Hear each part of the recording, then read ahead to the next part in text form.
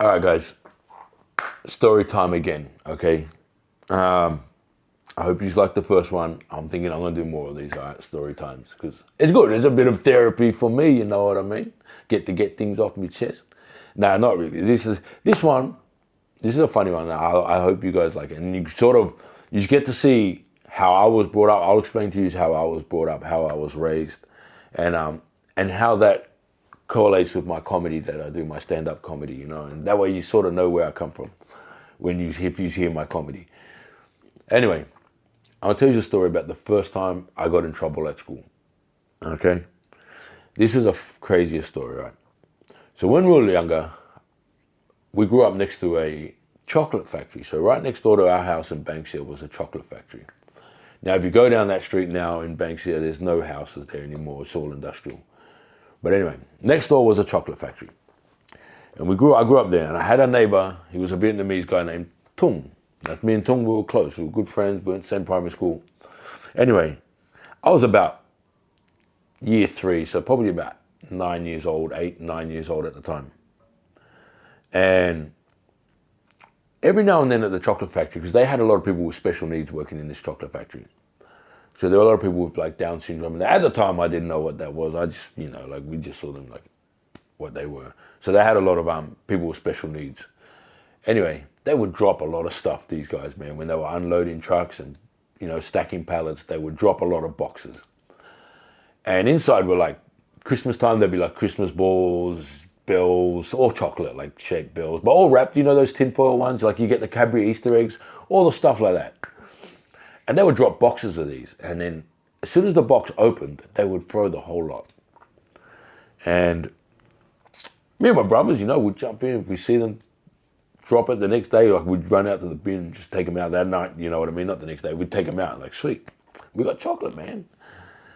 Anyway, one day I came up with this brilliant idea. I was in year 3, because we didn't have a lot of money. My old man, like, he was just different, bro. He grew up differently. He wasn't really much of a father, if you know what I mean. He didn't really provide. He drank a lot. He was violent. He was just some dude that lived with us, now I think about it. But anyway, so we didn't have a lot of money. And I came up with this idea in year 3 that I'm going to bag these chocolates up. So I'm going to take the lunch bags that mum has. I'm going to fill them with chocolates. I'm taking them to school and I'm going to sell them for like 10 cents a bag. Anyway, I did it. I bagged up, watched these guys drop a box. I went out there that night and I grabbed them. I just bagged up all these bags. I went to school with like 20 bags and I made $2. Bro, I was like, wow, $2. $2 back then was a lot of money, man. Like you could buy a proper feed for $2 at the school canteen. Holy shit. So I'm selling these bags at school for 10 cents each. And then I'm like, yeah, mad. I'm doing this for ages and ages. I got like months worth of supply, you know what I mean? Like the kids are buying them because in school, like you could buy chocolate, like you'd get maybe 5 or 6 for $10. But man, I was selling full bags for like $10 because these boxes were huge, you know what I mean? Like they were big boxes. Anyway, I'm selling these bags at school and I'm not thinking nothing of it. I'm not thinking I'm creating some sort of pyramid or I'm doing I'm just thinking I'm making money. That's it. I'm just selling chocolates. I'm making money. I'm only a kid, man. I don't know anything about organized crime. Anyway, teacher catches me one day in school at recess. Like I'm selling to the people. So we had these things called the blob. So the blob was like if you got in trouble, you had to stand on this circle. They called it a blob. And you had to stand on the circle for the entire recess, for the entire lunchtime.